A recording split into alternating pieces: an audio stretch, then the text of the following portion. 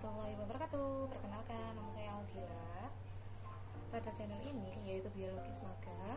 Kali ini kita masuk ke materi bab ketiga pada kelas 12 SMA Biologi, yaitu substansi genetik, atau kita sering menyebutnya sebagai materi genetik. Pada bab ini kita akan mempelajari mengenai apa saja sebenarnya substansi-substansi genetik itu, bagaimana yang bertanggung jawab terhadap penurunan hereditas dari induk ke anaknya, kemudian bagaimanakah proses sintesis atau pembentukan protein. Mungkin akan masuk ke part 1 maupun part kedua. Oke. Sebelum kalian memulai pembelajaran kali ini, silahkan ambil buku catatan kalian, pulpen kalian, gunakan headset atau speaker untuk memperjelas materi ini lebih baik. Oke, mari kita mulai. Saya memiliki gambar seperti berikut, yaitu apakah pada gambar yang pertama adalah variasi-variasi yang ada pada kulit manusia, kemudian yang terjadi pada rambut manusia, kemudian matanya, kemudian bentuk hidungnya, kemudian macam-macam variasi pada bunga. Kemudian saya juga memiliki spesifikasi pada warna iris mata manusia dari beberapa belahan dunia, itu kan bervariasi. Nah, apakah variasi itu muncul dikarenakan substansi materi berikut? Oke, silahkan kalian berkenalan dengan 5 istilah yang paling umum, yaitu kromosom, genom, gen, alet, dan DNA atau DNA. Nah, dari kelima ini, menurut kalian silahkan prediksi dan berikan alasannya. Apakah dari kelima ini yang bertanggung jawab terhadap pemunculan fenotip atau sifat yang muncul, variasi-variasi yang terjadi pada gambar-gambar berikut? Nanti setelah kita melakukan pembelajaran hari ini, kamu akan memprediksi, membuktikan prediksi kalian di awal ini apakah kalian benar. Oke? Yuk kita mulai mengenai bab materi komponen materi genetik. Komponen materi genetik selain yang saya sebutkan tadi, selain ada kromosom, kemudian ada DNA, RNA, kemudian ada alel, genom. Nah, nanti kita juga akan mempelajari fungsinya, kemudian letaknya, strukturnya, dan sebagainya. Namun sebelumnya, mari kita lihat video berikut untuk menentukan di manakah sebenarnya posisi materi-materi genetik itu berasal. Dari mulai komponen yang paling kompleks atau yang paling tinggi urutannya sampai ke posisi yang paling rendah. Yuk kita lihat video berikut. Oke, silahkan kalian lihat.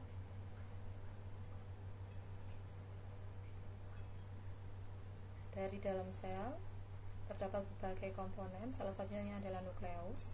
Di dalam anak inti atau nukleolus terdapat kromosom. Oke, kita ambil salah satu lengannya.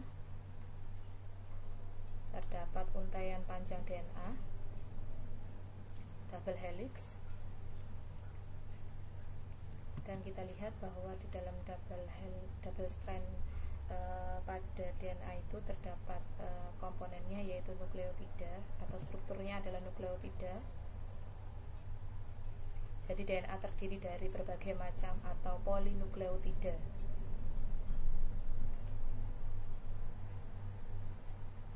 Oke, ternyata di dalam satu nukleotida itu terdapat timin, sitosin, adenin, dan guanin yang kita sebut sebagai basa nitrogen, serta ada sugar phosphate molecule. Ketiga ini kita sebut sebagai structure of DNA.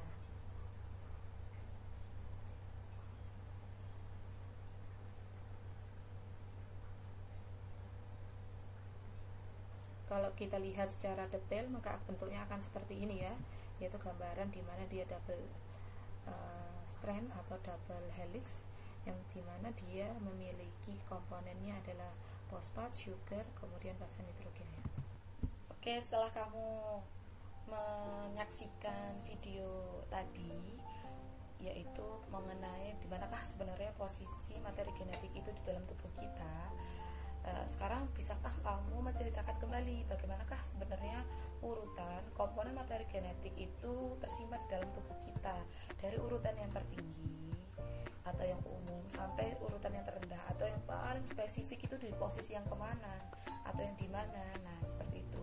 Tentu kalau kamu sudah melihat gambar itu, bahwa di tubuh kita, di tubuh manusia itu sebenarnya terdapat beraneka macam sel, yaitu misalnya adalah sel saraf, sel otot, sel jantung, dan sebagainya. Nah, sel-sel itu kita sebut sebagai genom. Apa itu sebenarnya genom? Genom itu adalah tempat keseluruhan informasi genetik itu berada. Nah, semuanya itu tertata di situ. Kemudian dari genom itu kita tarik lagi, atau bagian mana sih sebenarnya dari genom atau sel itu yang bagian yang benar-benar ada materi genetiknya tersimpan. Nah, itu kita lihat ternyata di inti sel. Nah, di dalam inti sel itu kita tarik lagi, sebenarnya yang paling fokus adalah di atau terdapat fokus kerjanya ada di nukleus atau anak inti. Nah, di dalam anak inti itu sebelumnya kita ibaratkan nih, sel dan anak inti itu tempat genom kita itu ibaratkan satu, misalnya rak buku. Nah, satu rak buku itu kita cek, ternyata di dalam rak buku itu ada namanya genre rak buku untuk food, rak buku untuk engineering, rak buku untuk bagian sejarah, rak buku untuk pembelajaran dan sebagainya. Nah, kemudian kita cek nih di dalam rak buku itu sebenarnya ada kategori-kategori. Nah, kategori yang seperti apa? Oke, kita tes, ambillah yang paling detail adalah kita tarik kategori tertentu. Misalnya saya ingin kategori yang saya ambil adalah satu paket untuk masak. Oke, berarti di dalamnya itu ada apa setelah nukleus? Nah, ternyata di dalamnya adalah kromosom. Kita ibaratkan seperti itu tadi, satu package atau satu paket tentang apa? Masak-masak. Nah, buku tentang masak. Kemudian kita sudah take satu paket. Nah, satu paket itu tentang buku masak-masak. Kita cek. Setelah itu apa lagi? Kalau kita mau masak, kita lihat lagi. Ternyata di satu package itu berisi beberapa banyak sekali part-part, part 1, part 2, part 3, part 4. Masing-masing part itu ternyata ada bagian-bagiannya. Ada misalkan part di mana buku itu, satu buku misalnya part 1 buku untuk makanan fusion, part 2 makanan Sunda, part 3 Jawa, part 4 Padang dan sebagainya. Kemudian western dan sebagainya. Nah, itu adalah part-part buku. Kita tag nih misalnya. Nah, tag itu, part-part itu kita sebut sebagai DNA. Itu apa? Banyak sekali part-part buku. Mungkin kalau buku masakan banyak seri-serinya. Nah, itu adalah DNA. DNA itu panjang sekali. Nah, di dalam yang satu panjang itu kita cek, saya berkeinginan untuk masak misalnya western foods. Maka saya ambil nih satu buku nih. Oke, saya ambil buku nih western food judulnya. Nah, kita ambil tuh. Maka kita ambil lagi nih sekuensinya dari satu panjang itu terbagi-bagi macam-macam. Nah, berarti apa itu? Satu partnya tuh dari bab 1, bab 2, part 1, part 2, part 3 dan sebagainya macam itu kita ambil bagian untuk western food. Nah, western food itu ternyata kita sebut sebagai gen atau satu buku tertentu. Nah, satu buku tertentu itu, satu gen itu ternyata di dalamnya juga banyak apa? Western food untuk apa? Misalnya steak, pasta, kemudian bakery, kemudian dessert. Nah, itu kan part-part tertentu atau kita sebut sebagai chapter-chapternya. Nah, chapter-chapternya itu akan berkaitan dengan apa? Setiap gambar yang akan tersandi di situ. Nah, maka gen dan alel itu akan berhubungan. Karena apa? karena gen dan alelnya itu satu part yang tidak terpisahkan, yaitu apa? Satu part untuk chapternya, misalnya western food, untuk misalnya saya ambil bagian pasta, satu part untuk pasta. Nah itu kita nggak hanya ngelihat resepnya aja, tetapi kita juga ngelihat gambarnya. Nah itu berarti apa? Gen dan alel itu setara.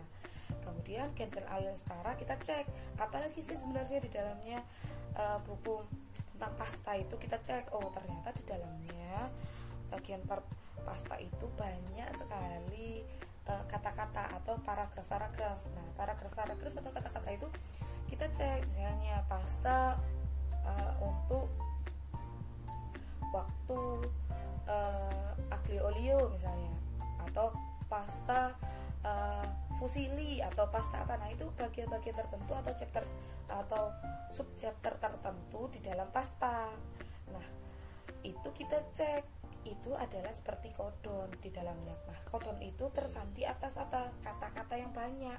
Nah kodon itu kalau di dalam materi genetik itu terdiri dari tiga bagian. Nanti 3 bagian apa? Kita cek lagi, ternyata di dalamnya itu banyak sekali apa?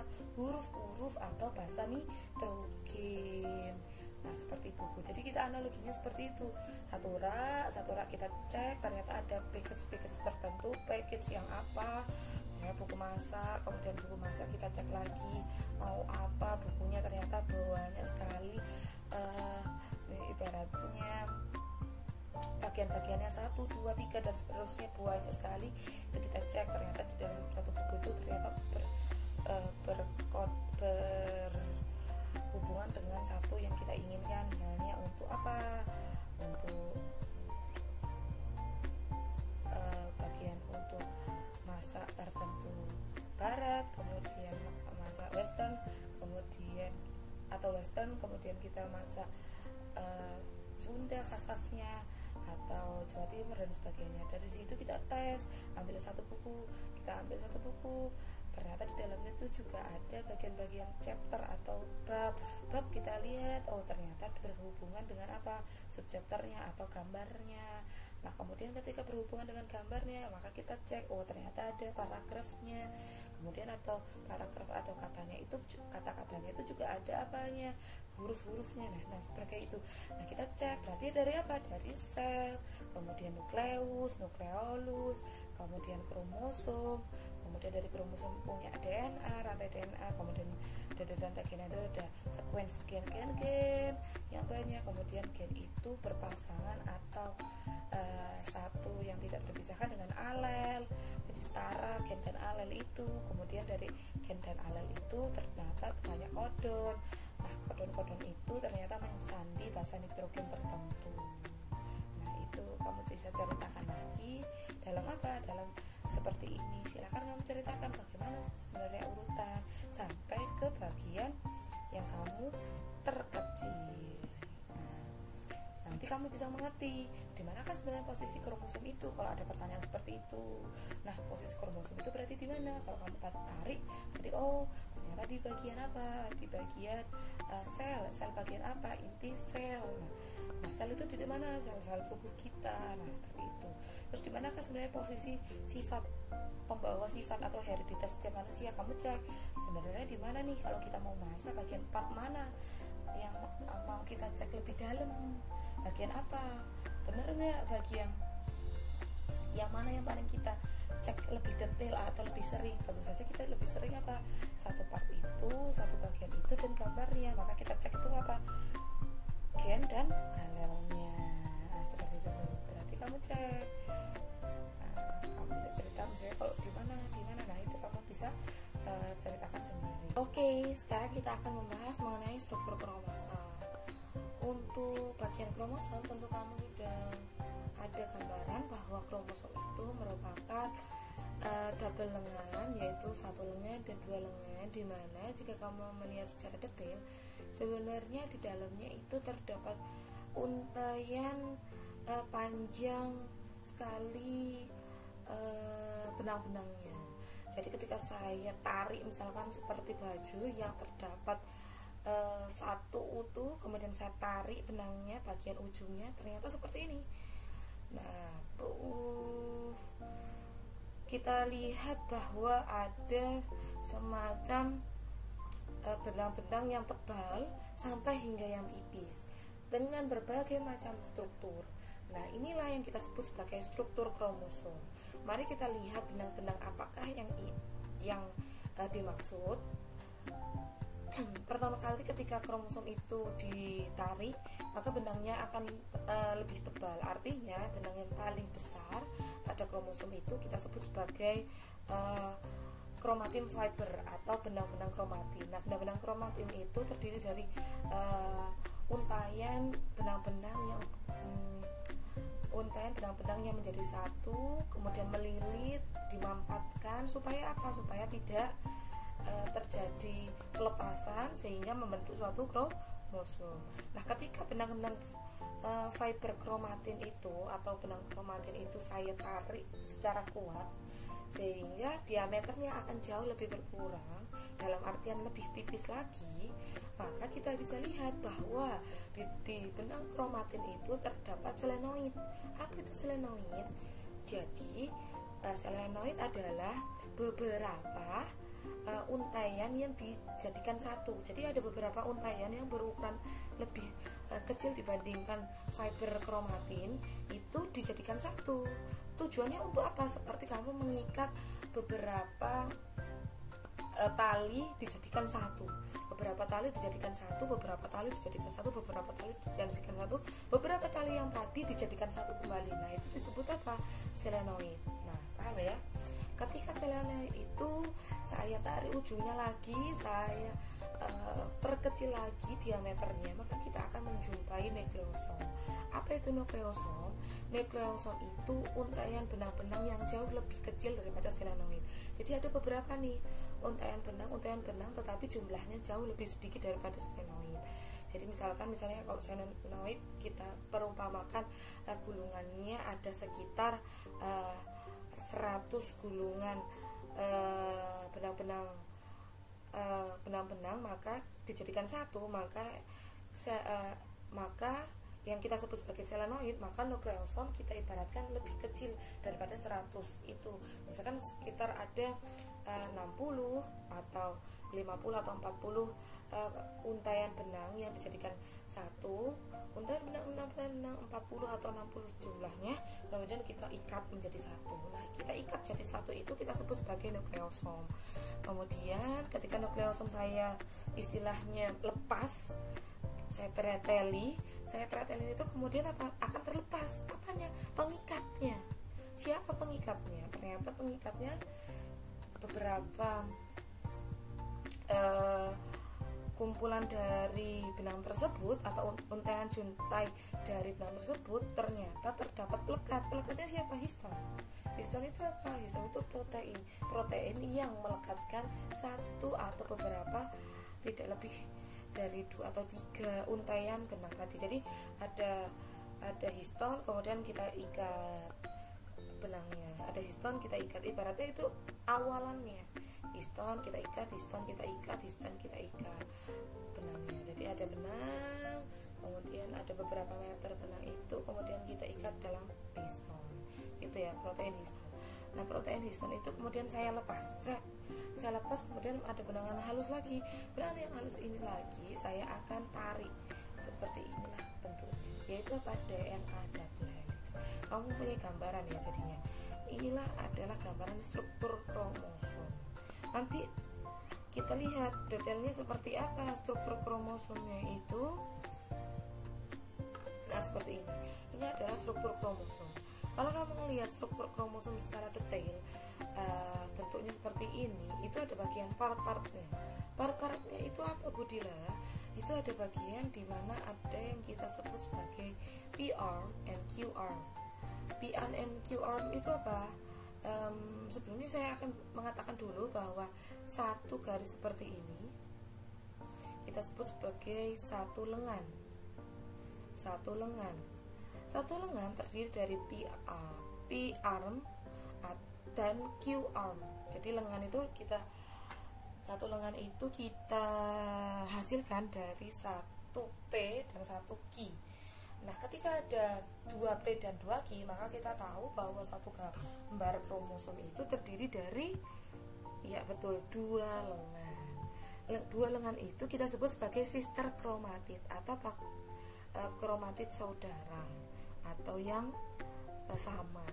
Nah, ketika satu lengan dengan lengan yang lain itu adalah sama atau sisternya atau saudaranya, nah kita lihat sebenarnya dia walaupun dia seperti untaian benang saja, sebenarnya tidak sesederhana itu. Kita cek bahwa bagian ujung ini sebenarnya bagian yang ujung kayak melengkung gini itu adalah kita sebut sebagai telomer.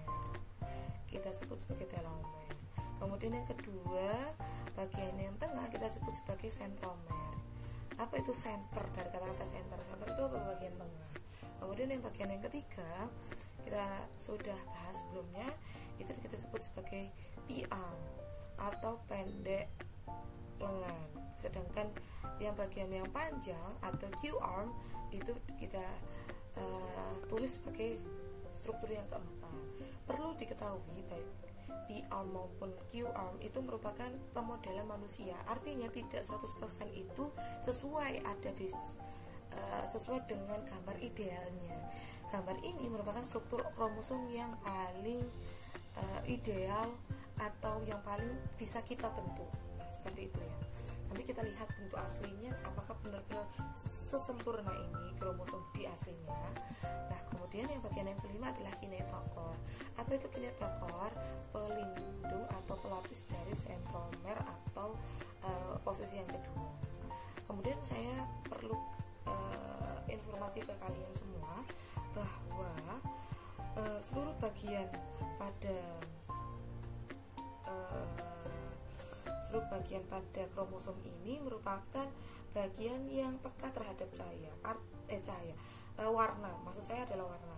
Artinya bagian nomor 1 sampai ke nomor 5 kecuali nomor 2 yaitu sentromer itu ketika diwarnai oleh manusia. Jadi ketika kita melihatnya secara langsung kromosom itu di bentuk aslinya, kita bantuan dengan beberapa zat warna, misalnya seperti sudantri, kemudian hematoksilin, kemudian yang paling populer adalah metilen blue, warna biru itu, atau beberapa warna yang lain kita warnakan kepada kromosom, maka semuanya akan menyerap warna sehingga terlihat cantik seperti ini, seperti 2 lengan seperti ini.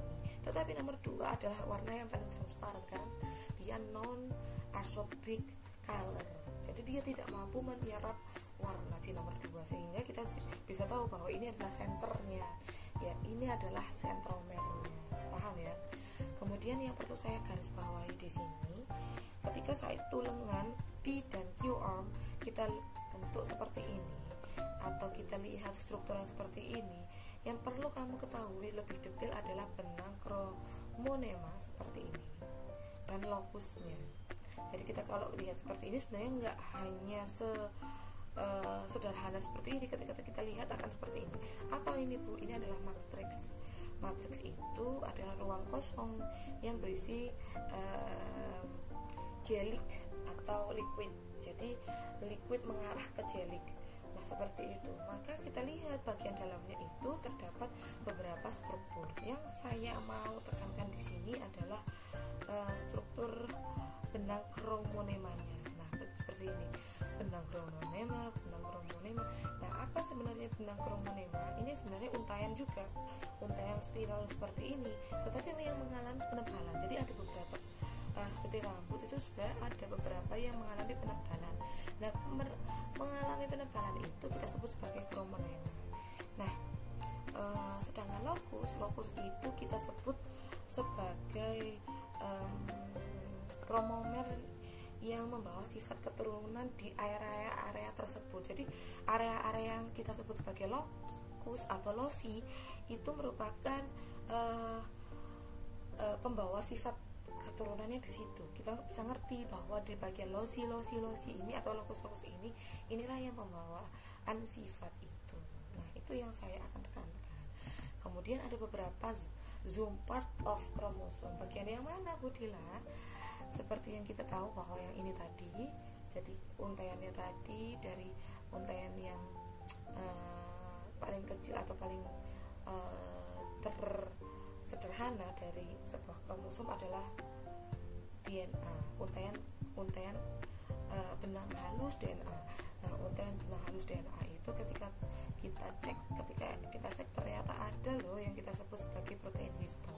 Protein histon ini ini seperti kita mengikatkan beberapa benang, untaian benang histon. Jadi histon itu protein yang tujuannya untuk mengikat benang-benang DNA supaya tidak terjadi kerusakan, putusan. Jadi tidak ada putus, tidak ada kerusakan, dan tertata secara rapi. Ini ya, pencipta sudah sedetail ini diikatkan kemana? Ke protein histon.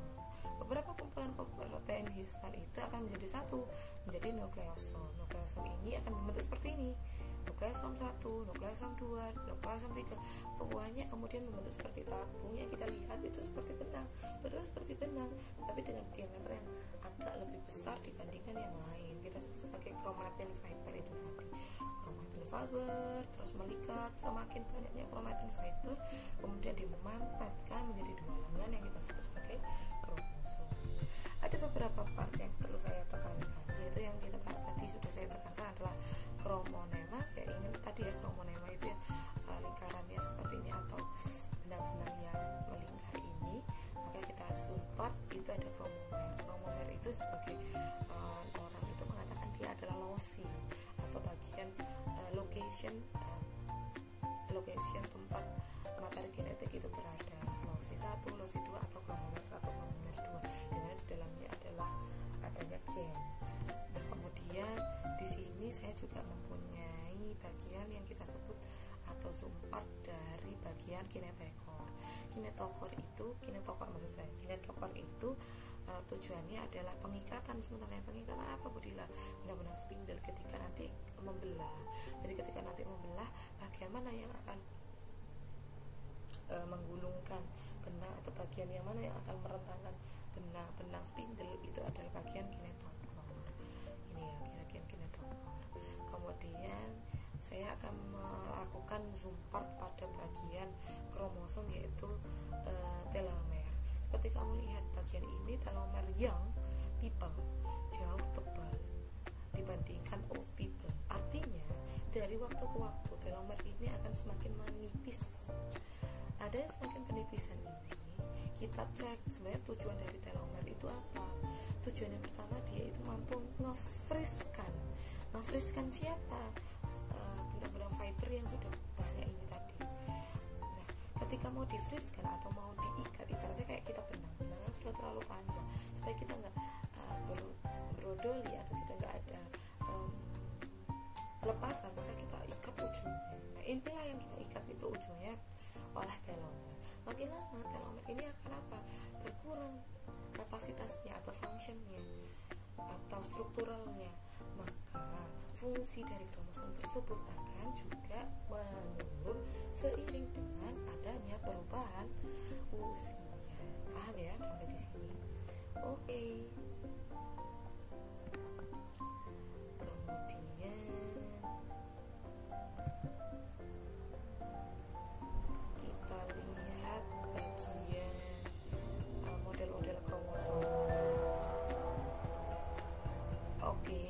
Untuk kita melihat bagian model-model kromosom ini adalah karyotype, the real karyotype of human.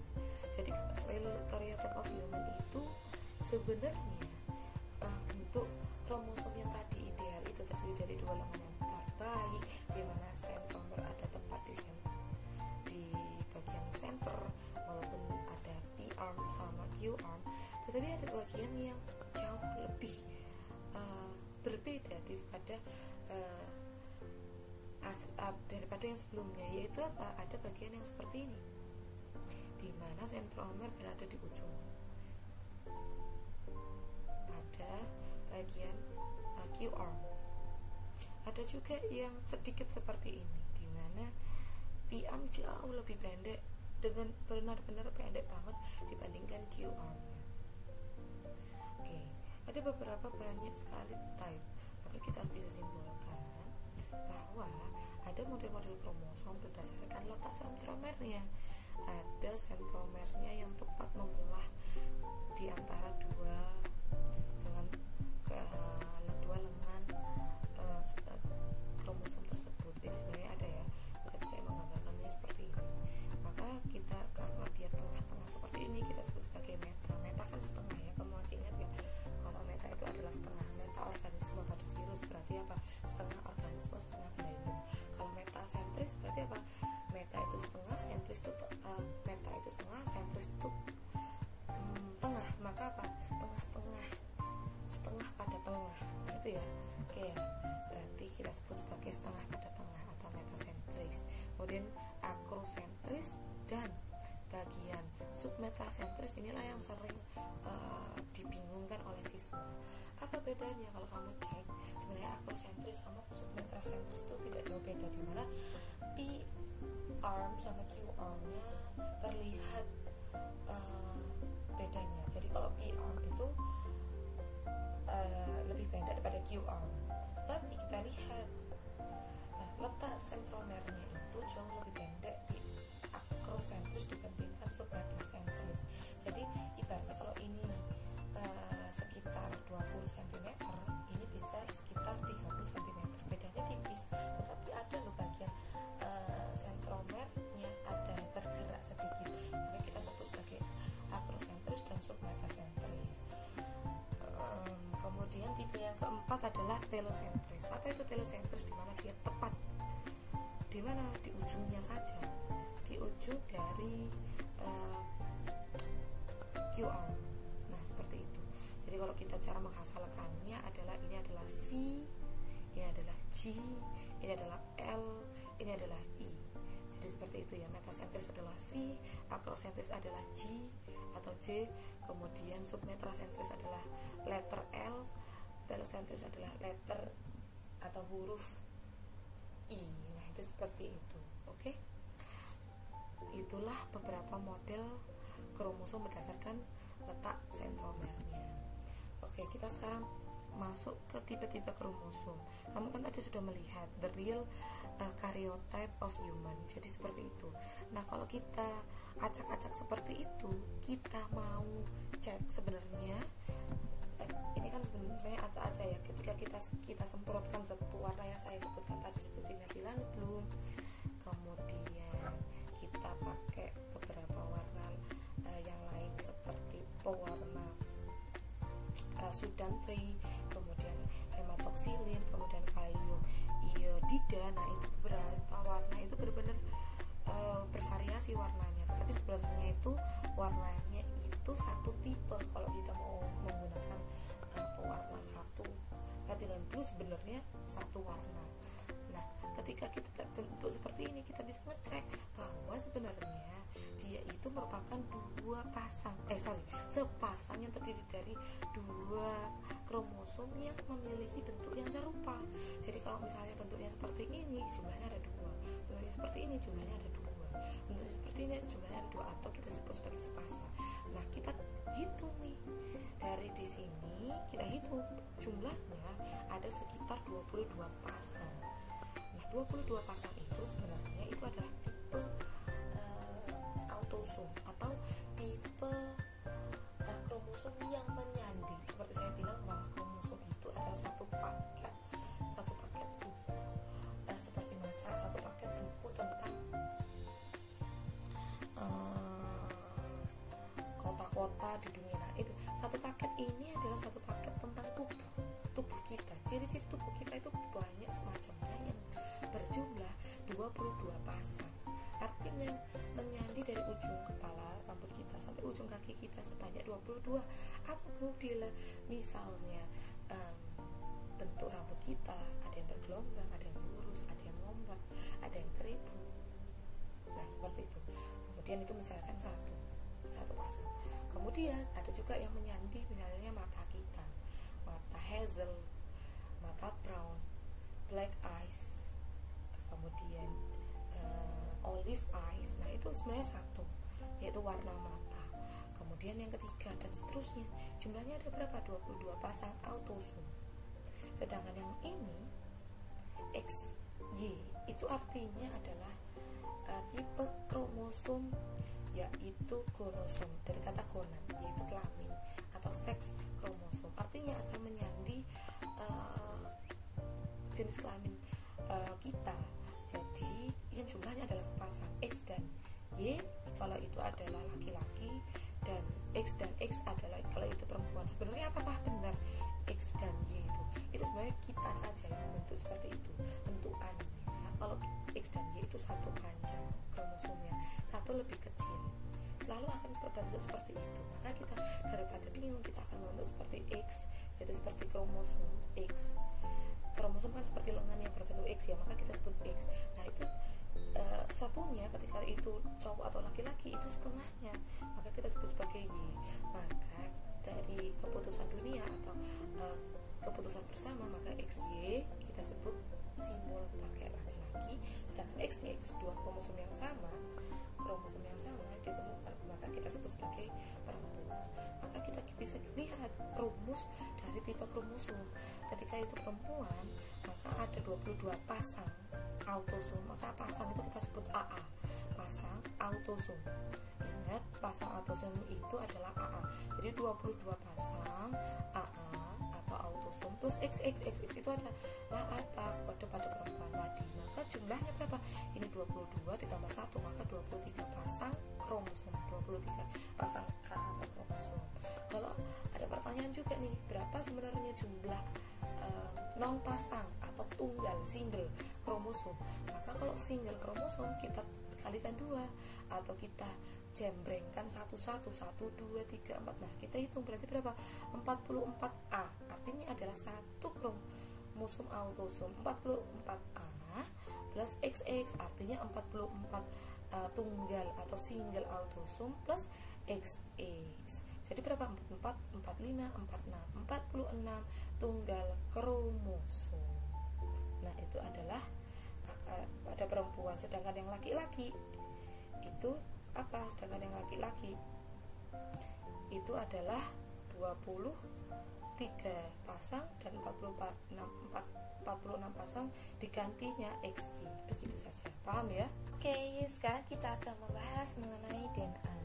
Seperti yang kamu tahu bahwa DNA itu merupakan untaian paling tipisnya atau untaian paling bagian terendahnya dari kromosom yang kita gambarkan sebelumnya. Tetapi sebenarnya apakah DNA itu benar-benar yang paling terkecil atau yang paling sederhana? Maka kita bisa lihat bahwa sebenarnya DNA itu bukan yang paling sederhana, tetapi di dalam DNA itu banyak sekali yang namanya struktur-struktur yang lain. Nah, DNA itu merupakan apa? Makromolekul polinukleotida, artinya nukleotida dalam jumlah yang banyak yang berstruktur double helix, artinya dia akan membentuk 2 ikatan, seperti yang saya katakan sebelumnya bahwa dia membentuk 2 ikatan yang mana dia akan terpilih ke kanan seperti searah jarum jam. Nah seperti itu, jadi berikatan menuju ke arah kanan. Nah DNA itu nanti di beberapa buku itu disebut ADN. Itu sama ya, artinya adalah sama, yang artinya adalah asam dioksiribosa nukleat. Nah itu fungsinya adalah sebagai penyimpanan materi genetik, yaitu gen-gen dan lain-lainnya. Yang saya katakan di sini atau yang saya perlu sampaikan di sini adalah struktur utama dari DNA. Nah, struktur utama dari DNA itu ternyata adanya banyak nukleotida atau polinukleotida, nukleotida. Nah, itu. Nah, satu nukleotida itu terdiri dari apa? Perhatikan penjelasan berikut bahwa satu nukleotida itu terdiri dari 3 struktur utama. 1 gula pentosa atau 5C, artinya dia itu bersudut 5 atau pentosa dengan 5 karbon. Seperti apa? Maka akan seperti ini. DNA itu kalau digambarkan gula pentosa itu seperti ini, deoksiribosa. Deoksiribosa pada DNA itu seperti ini, penta atau bersudut 5. Maka yang seperti yang pada metabolisme yang kemarin yang nomor 1 ini adalah cincin, tidak perlu kita letakkan C. Jadi Jadi dari mana C? Kita bisa tahu bahwa ini adalah C1, C2, C3, C4 dan C5 nya berada di atas dari C yang keempat. Maka kita sebut sebagai deoksiribosa. Yang perlu saya sampaikan juga, karena DNA ini merupakan gula deoksiribosa, sedangkan RNA adalah gula ribosa, itu sama persis pentosanya atau gulanya terbentuk dari 5 sudut yang sama, 5 karbon C, 5 karbon, yaitu C1, C2, C3, C4 dan C5. Tetapi yang berbeda di mana? Pada C2, baik itu DNA maupun RNA, itu ada yang menyimpan oksigen, ada yang tidak. Deoksiribosa artinya mengalami pelepasan oksigen, sehingga di sini hanya terdapat H, deoksiribosa. Sedangkan RNA ada ikatan hidrogen di nomor C yang kedua, artinya dia adalah ribosa atau ribolosa, sehingga kita sebut sebagai gula pada DNA adalah deoksiribosa, sedangkan pada RNA adalah ribosa. Kembali pada tadi, kita sudah menjelaskan bahwa terdapat satu gula pentosa ber 5C. Sedangkan yang kedua adalah apa? Satu fosfat. Satu fosfat itu seperti apa? Nah, kita cek. Satu fosfat itu bentuknya ada di mana? Bentuknya ada di sini, yaitu di atas pada C yang kelima. Nah, kalau gambarannya seperti ini, kita bisa lihat bahwa di sini itu merupakan base pairs atau bagian yang paling dasar. Ini maksudnya base pair adalah bagian yang paling dasar adalah tengah. Sedangkan ini adalah helixnya atau pegangan tangga. Kalau saya bilang ini adalah seperti pegangan tangga, ini anak tangganya. Pegangan tangganya ini terdiri dari fosfat. Nah, fosfat itu terdapat hanya satu atom P atau fosfat yang berada di C yang kelima. Sedangkan yang ketiga atau struktur satu nukleotida yang ketiga adalah satu jenis basa nitrogen. Nah, basa nitrogen itu perlu saya sampaikan itu ada dua macam, yaitu pirimidin dan purin. Pirimidin dan purin ini sebenarnya terdiri dari dua jenis. Pirimidin itu ada bagian ini ya, basa nitrogen itu berada di tengah atau anak tangganya. Bagian basa nitrogen itu terdiri dari 4, yaitu sitosin, guanin, adenin, dan timin. Pirimidin itu terdiri dari timin dan sitosin. Nah, sedangkan purin itu terdiri atas adenin dan guanin. Nah, kalau ingin membentuk satu nukleotida, maka salah satu saja di antara DNA ini. Jadi DNA itu A, T, G, C, terserah salah satu di antara itu. Jadi satu nukleotida terdiri dari apa? Satu gula pentosa, kemudian terdiri dari satu fosfat, kemudian terdiri dari satu basa nitrogen antara T, C, G, dan A. Nah, seperti itu. Itu adalah satu apa nukleotida. Karena DNA itu terdiri dari polinukleotida, artinya dia tidak hanya satu, maka kita bisa tarik seperti ini. Nah, seperti ini. Maka dia itu terdiri dari polinukleotida atau nukleotida yang banyak. Satu nukleotida, dua nukleotida, tiga nukleotida, empat nukleotida, 5, 6, 7, 8. Jadi ada 8 nukleotida, atau kita sebut sebagai satu pasang nukleotida, dua pasang nukleotida, tiga pasang nukleotida, 4 pasang nukleotida. Nah, bentuknya seperti ini. Satu nukleotida terdiri dari P, fosfat, kemudian sugar, kemudian satu jenis basa nitrogen, yaitu A, T, C ataupun G. Perlu saya beritahu di sini bahwa P fosfat itu hanya akan berikatan pada sugar pada C yang kelima. Artinya pada C yang kelima itu dia akan berikatan lagi dengan fosfat di sini. Jadi seperti antena di atasnya. Sedangkan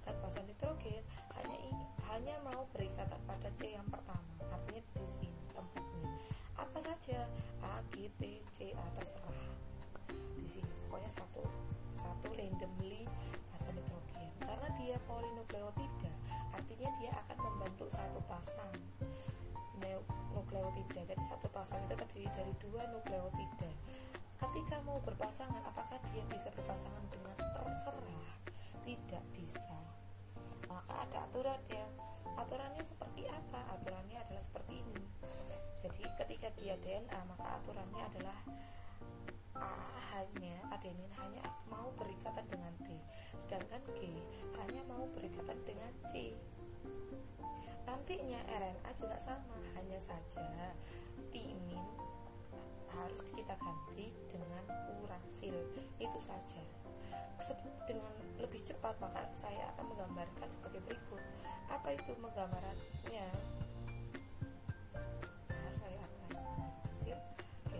apa saja cara untuk memudahkan dalam menggambar pasangannya, karena dia kan bersifat seperti log and key, satu pasang ya satu pasang.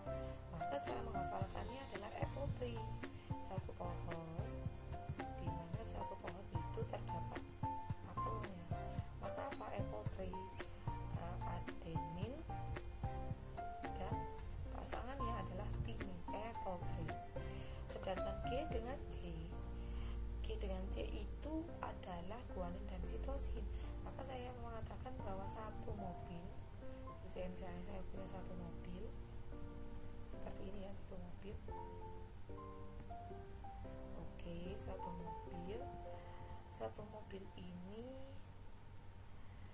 mobil ini saya mempunyai, atau saya letakkan di mana? Satu mobil ini saya letakkan di garasi. Nah, maka kita sebut sebagai C berpasangan dengan G, yaitu car berpasangan dengan garage atau garasi. Jadi car and garage dan apple tree. Ketika itu adalah posisinya adalah DNA. Sedangkan RNA hanya diganti apa itu? T-nya diganti jadi U, yang artinya apple under tree, artinya di bawah pohon. Ingat kalau urasil itu hanya dimiliki oleh RNA, yaitu apple under the tree. Hanya seperti itu cara menghafalkannya. Apple tree adalah DNA, kemudian car garage atau car di garasi adalah pasangan dari DNA juga. Ketika itu apple under the tree A dengan U, maka digantinya adalah ini, yaitu apa? Ada RNA. Oke ya, sip. Oke, kamu tadi sudah mempelajari mengenai struktur dari DNA.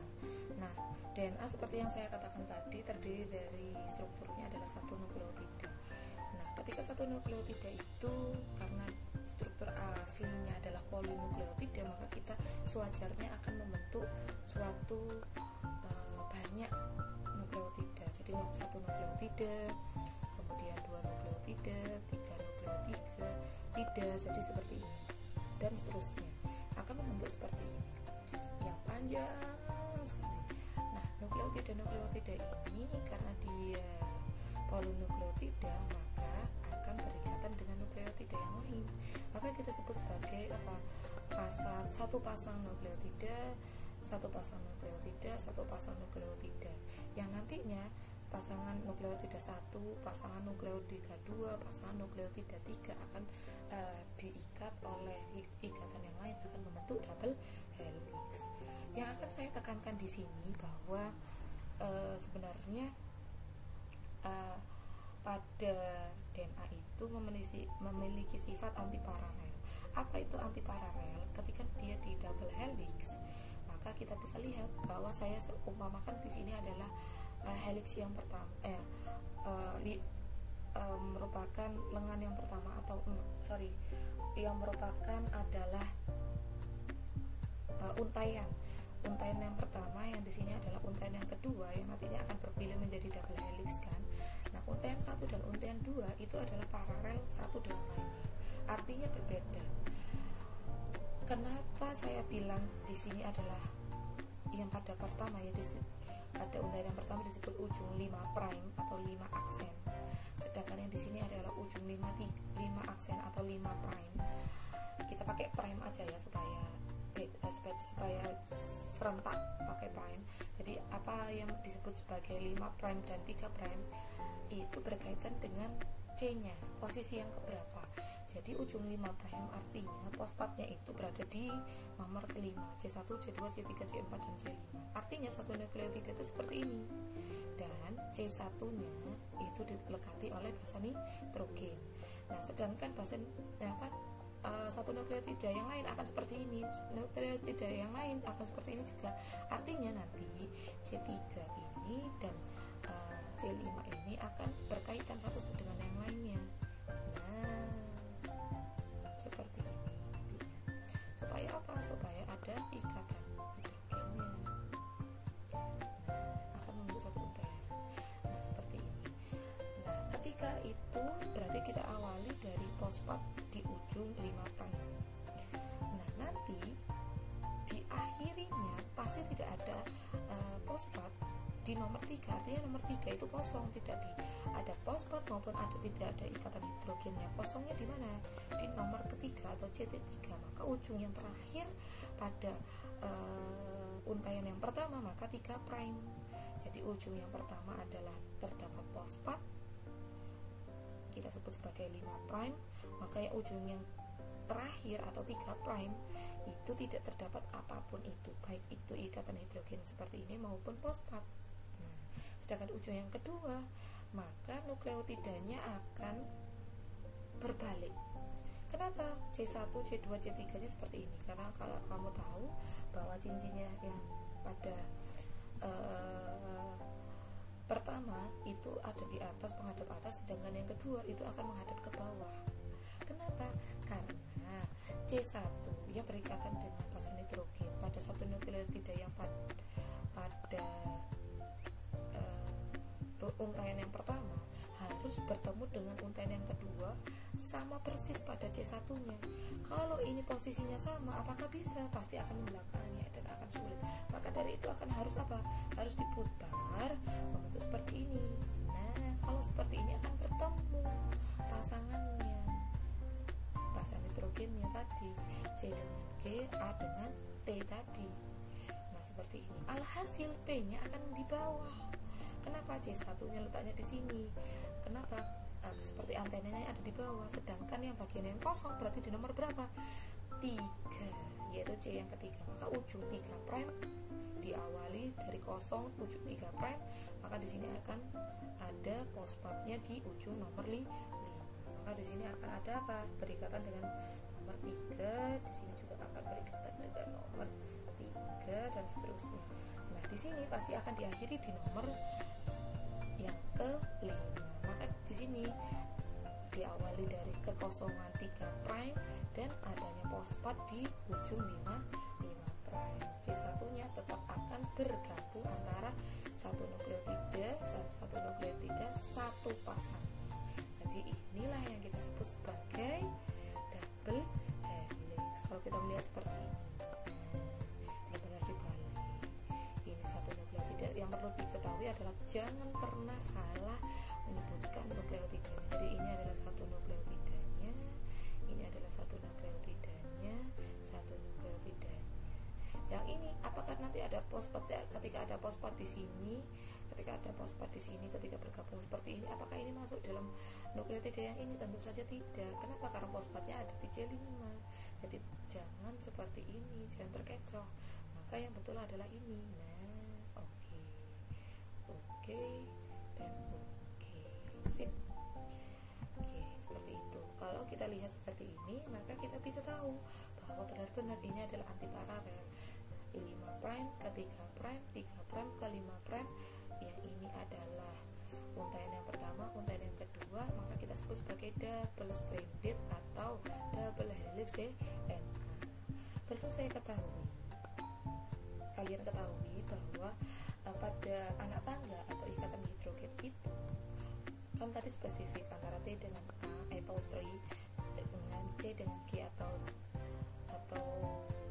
gar pada garasi. Nah, ini juga berikatan antara satu dengan lainnya. Jadi di sini dilekatkan 2 ikatan hidrogen, sedangkan yaitu pada T dengan A 2 ikatan hidrogen, sedangkan pada G dengan C ini 3 ikatan hidrogen. Tapi ikatan hidrogennya jauh lebih lemah. Tetapi lebih lemah mana antara C dengan G dengan atau T dengan A? Maka 2 ikatan ini lebih rentan dibandingkan pada C dengan G. Jadi diingat-ingat, ini adalah seperti misalnya kalau bergandengan tangan antara T dengan A atau G dengan C itu, kalau T dengan A itu 2 tangan atau 2 jari, sedangkan yang ini adalah 3 jari. Jadi nanti kalau di ulangan hanya mengandalkan ini seperti ini misalkan, atau di soal hanya ada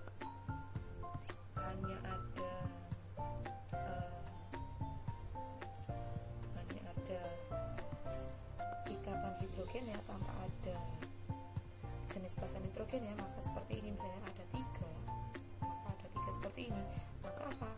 C dengan G. Bualdilah apakah ini sama meletakkannya, C di sini, G di sini, terserah, karena ini adalah satu pasang. Misalnya di sini ada G, ya di sini C, kalau di sini C ya di sini G, terserah saja. Oke?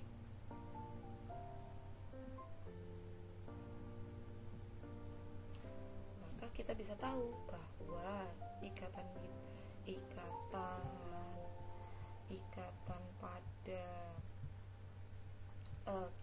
pada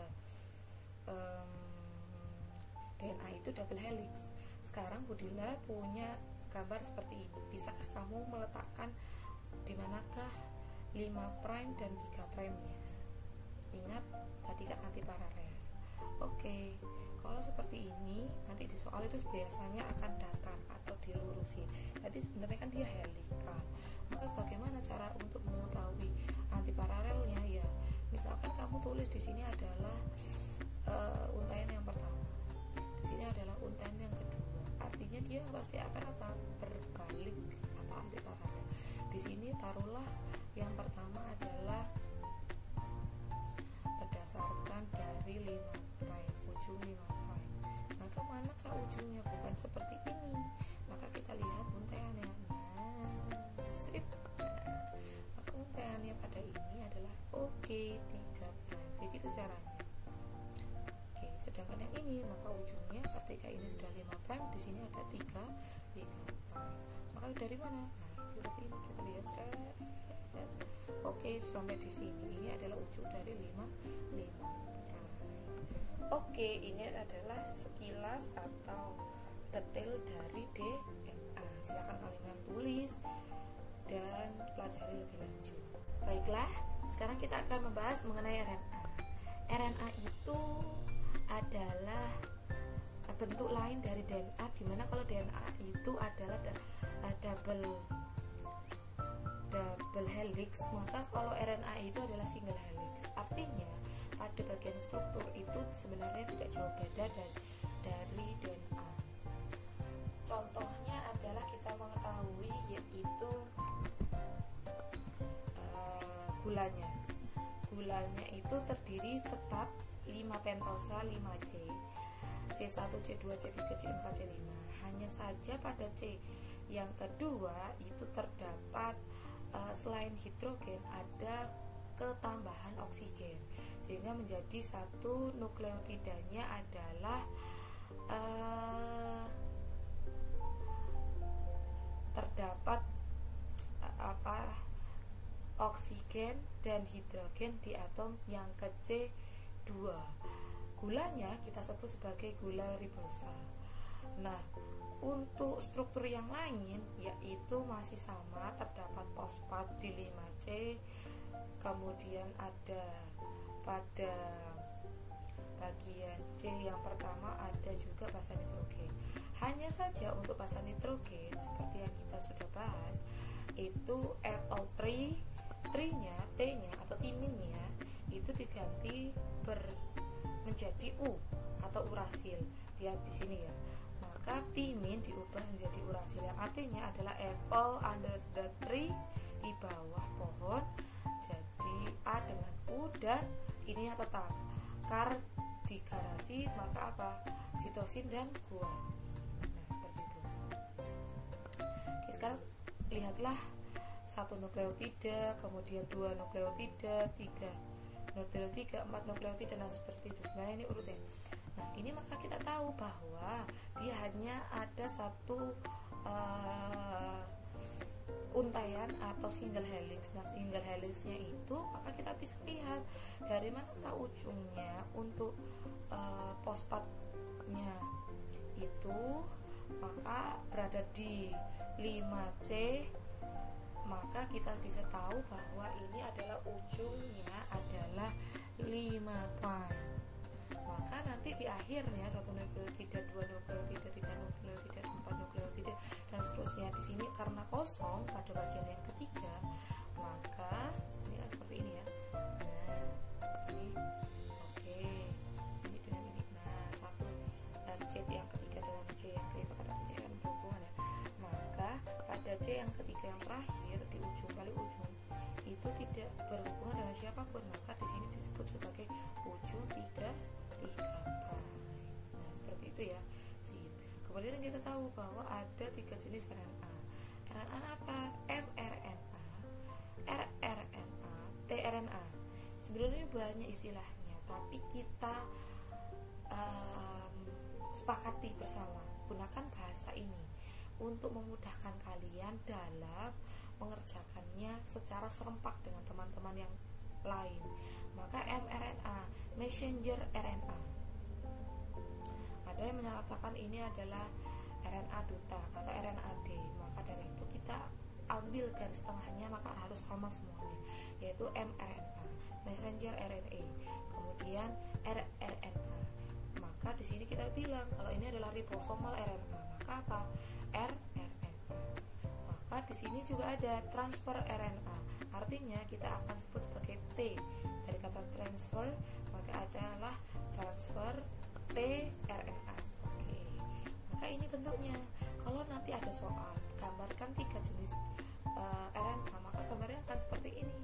Ini adalah untaian mRNA, ini adalah ribosomal RNA yang terdiri dari ribosom subunit besar dan subunit kecil, sedangkan yang ini adalah tukang transfer, yaitu RNA yang berfungsi untuk mentransferkan asam amino dan kodon dan antikodon, maksud saya. Nah seperti itu. Yang nantinya akan kita bahas lebih detail di sinprot atau sintesis protein. Yang penting kamu mengenal 3 ini. Nah apa fungsi ketiganya? Fungsi ketiganya secara sederhana kita akan gambarkan seperti ini. Nah, nantinya akan lebih detail kita bahas di sinprot ya. Maka fungsinya adalah rRNA, ribosomal RNA. Maka yang paling utama kalau kamu paham dulu, kita pernah belajar atau gurumu kelas pernah mengajarkan bahwa ribosomal itu fungsinya adalah untuk pembentukan protein atau sintesis protein. Nah inilah fungsinya adalah untuk apa? Sintesis protein. Maka di sini, ini adalah bentukannya untuk pembentukan protein. Maka kalau mRNA atau messenger RNA berkata message, apa itu? Membawa pesan. Pesannya berupa apa? Kodon. Nah, kodon itu adalah pesan. Pesannya berupa apa? Pesan materi genetik yang nanti kita bisa terjemahkan. Nah, saya ulangi, maka messenger RNA dari kata message yaitu apa? Pesan. Pesan adalah apa? Kodon. Kodon itu yang nantinya bisa kita apa? Terjemahkan. Dari mana? Dari nanti berpindah dari inti sel ke sitoplasma. Nah, kita sebut sebagai mRNA. Sedangkan tRNA itu adalah transfer RNA, tukang mentransferkan transfer apa? AA atau asam amino serta mRNA antikodonnya kemana? Ke mRNA ini tadi. Nah ke sini. Ini adalah 3 RNA jenis RNA yang akan detail kita bahas di bagian sintesis protein. Maka kita bisa tarik kesimpulan apakah saja perbedaan DNA serta RNA selain dari rantainya, gulanya, jenis gulanya, kemudian basa nitrogennya apa, dan fungsinya buat apa. Nah kamu bisa belajar sendiri. Sekarang kita akan membahas mengenai apakah sebenarnya hubungan dari gen dan alel. Nah untuk ada pertanyaan apa sih sebenarnya hubungan antara satu gen dengan satu alel, gambarannya seperti ini. Ketika satu kromosom, kan karyotype kamu untuk kromosom kan 23 ya, untuk 22 untuk autosom, sedangkan sepasang untuk autogonosom. Nah, itu pairsnya atau pasangannya itu dari ibu dan ayah, yang artinya dari 23 itu setengahnya milik 22, autosomal itu 22 itu 11-nya itu berasal dari ibu, sedangkan 11-nya berasal dari ayah, yang artinya masing-masing informasi genetik itu berbagi atau sharing. Contohnya misalkan ada seorang ibu menikah dengan ayah yang dengan berbeda latar belakang genetikanya, misalkan ibunya adalah Indonesia, ayahnya adalah seorang blasteran Jerman atau blasteran negara-negara yang lain. Tentu saja materi genetiknya akan jauh lebih bervariasi. Maka kita bahkan bisa pelajari bahwa kromosom itu di dalamnya terdapat banyak untaian, yaitu panjang sekali DNA-nya, yang kita tahu di dalam DNA itu ada potongan satu gen, potongan yang kedua, potongan yang ketiga, potongan yang keempat, dan sebagainya. Itu adalah 1 gen, 2 gen, 3 gen, 4 gen, dan seterusnya. Inilah yang kita sebut sebagai alel 1. Dan kita sebut dari ayah adalah alel kedua. Artinya gen dengan alel itu kita bisa tahu bahwa gen itu adalah materi, gen itu merupakan informasi genetiknya, sedangkan alel itu adalah bentuk spesifik lain atau variasi lain dari gen tersebut. Untuk memahami lebih lanjut, maka perhatikan gambaran berikut. Ini adalah kromosom. Kemudian saya tarik, ini adalah DNA. Kemudian saya zoom lagi. Ini adalah pasangan seperti ini yang terdiri dari basa nitrogen. Nah, basa nitrogen ini kita bisa cek, ini adalah gen 1. Ini adalah gen 1. Ini adalah gen 2. Nah, ketika saya tarik gen 2, ternyata adalah pasangannya seperti itu. Banyak sekali part-partnya seperti ini. Nah, ada banyak pasangan nitrogen seperti ini. Satu pasang ini akan terdapat dalam satu loci atau location, atau orang-orang menyebutnya loci ya. 1 loci, 2 loci, 3 loci, 4 loci, dan sebagainya. Masing-masing loci ini akan membentuk apa? Ada gen dan pasangan alelnya. Misalkan di sini ada alel A, alel B, alel C, alel D. Gen A, gen B, gen C, gen D, gen E, dan gen F. Gen A sampai F ini akan membentuk apa? Akan membentuk suatu materi informasi genetik. Misalkan informasi genetik tentang mata, maka pasangannya adalah gennya adalah mata coklat, kemudian alelnya adalah pasangan variasinya adalah misalnya mata biru atau mata hazel. Dan gen B misalnya adalah bentuk tubuhnya, tinggi badannya misalkan. Gen C itu misalkan apanya, misalkan kita mau hidungnya mancung atau tidak, dan seterusnya. Maka bisa kita tahu misalkan ada soal seperti ini. Nah, seperti ini misalkan ada mom and dad. Salah satunya pasti ada gennya, salah satunya adalah keduanya adalah alelnya. Misalkan di sini adalah gennya adalah A besar atau A, misalkan hurufnya adalah A. Huruf itu mengkodekan satu kode genetik ya, A, B, dan G misalnya. A itu untuk mata, B informasi genetik untuk tinggi badan, G informasi genetik untuk rambut, bentuk rambut. Maka A mata itu pasangannya misalkan satu mamnya adalah mata coklat, dadnya adalah bermata biru, maka itu adalah alel. Nah, kita bisa tahu sekarang 2 kromosom itu apa? 1 dan 2 dari mom and dad. 3 gen itu berasal dari mana kalau gambarnya seperti ini? Nah, gen adalah seperti ini. 1 gen kodenya adalah A, yaitu untuk mata. 2 gen yang kedua yaitu misalkan mengkodekan untuk tadi adalah tinggi badan. Yang ketiga adalah misalkan untuk bentuk rambut. Nah, maka jumlahnya adalah gennya adalah 3. Maka alelnya berapa? 1, 2, 3, 4, 5, 6. Nanti kamu menanyakan kenapa alelnya ada di dikodekan ada yang A besar, ada yang A kecil, ada yang G besar, G besar. Nah ini tergantung dominannya.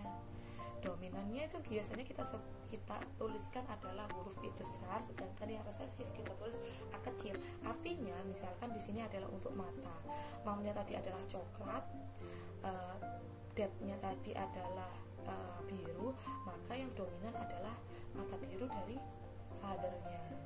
Sedangkan mata coklat pada mom itu adalah resesif. Paham ya sekarang ya?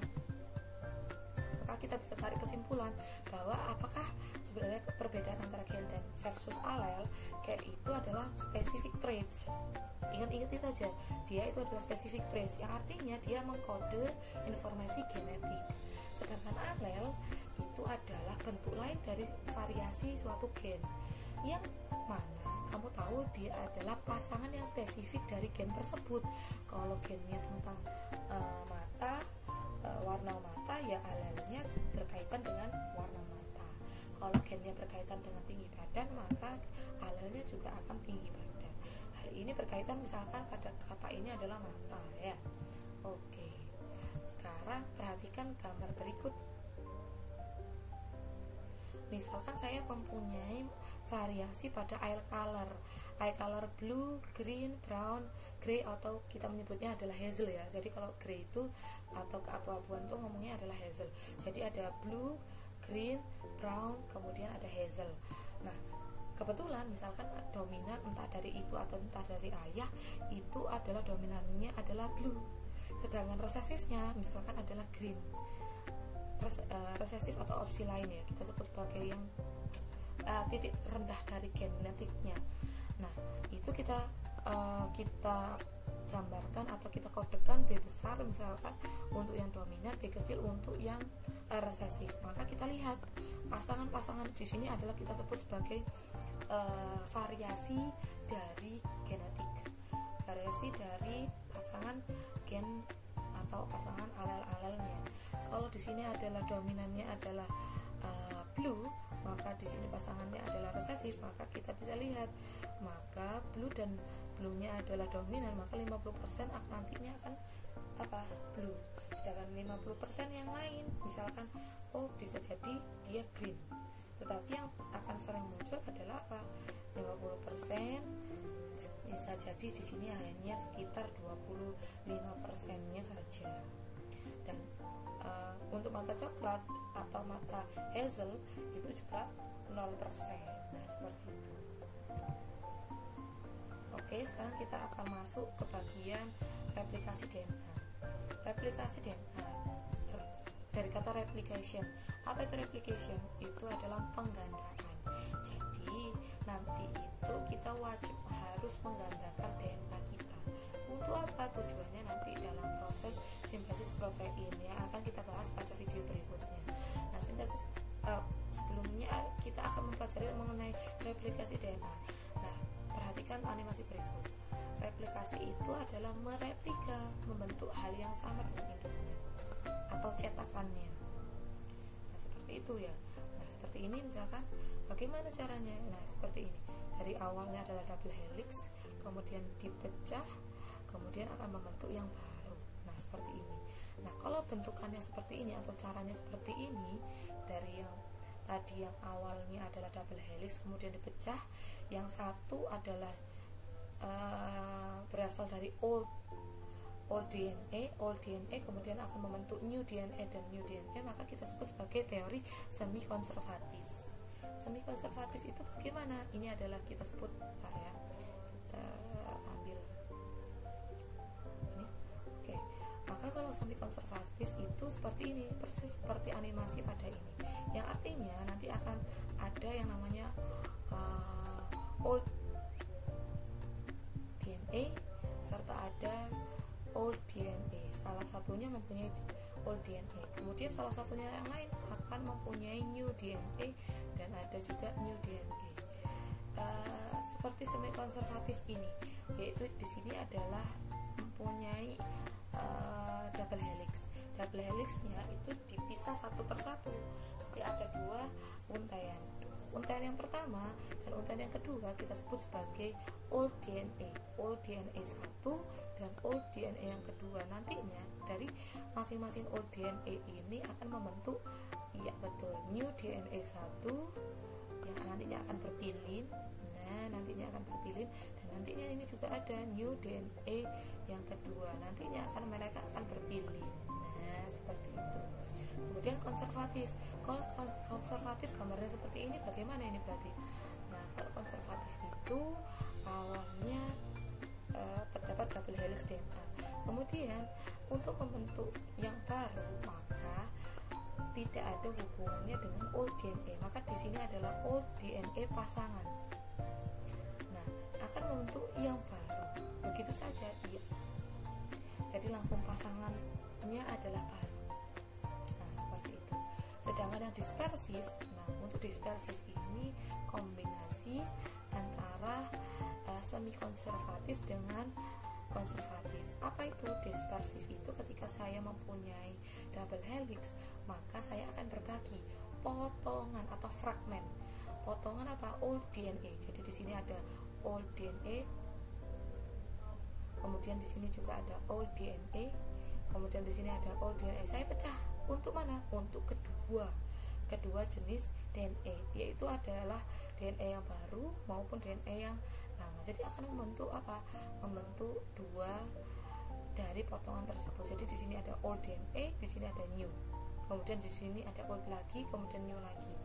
Old lagi, new lagi. Nah, seperti itu. Berikutnya di sini juga sama. Di sini mungkin diawali dari new DNA, potongan berikutnya adalah old DNA, kemudian potongan berikutnya adalah new DNA, dan seterusnya. Nah, inilah yang kita sebut sebagai apa? Kita sebut sebagai teori Watson and Crick untuk replikasi DNA.